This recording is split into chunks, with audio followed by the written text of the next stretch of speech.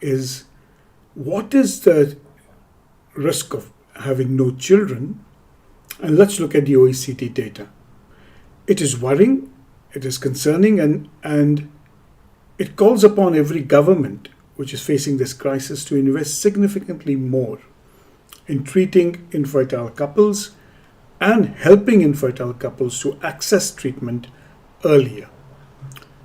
Now, if you look at this data in summary, and if you see when can you define childlessness, usually the ages of 49 and to 45, where you can get your idea of saying that there may be no pregnancy. This data gives you some indication, though it's not absolutely accurate, and many of these are available from women born from the 1970s. So the proportion of women, including United Kingdom, Austria, Spain, it seemed that in the earlier data, around 20% of women may not have had children. If you look at other countries like Chile, Mexico, and Turkey, it is significantly less.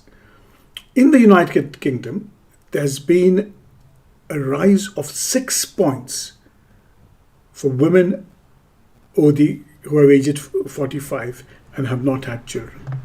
If you look at the graph, if you see the chances of not having a baby, it's almost at 21%, and that's scary. And this is data which is freely available. It is available online on the OECD data, and it's a call for governments to invest adequately and early for fertility treatments, without which you're going to see a significant challenge to populations.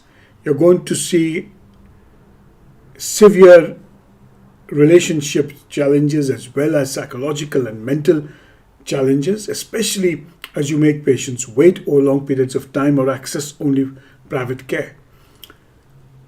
Countries with the highest level of childlessness, over 15 years, also have low fertility rates, and women born around the age of 70, and that was what was seen. In extremely young cohorts, it's been difficult to try and find out the exact reason of whether childlessness did exist. So, what this OECD data does tell us is that it may be time that governments, irrespective of the economic challenges they face, have a clear look at what is their 5-year plan, what is their 10-year plan, and try and see if adequate funding across the board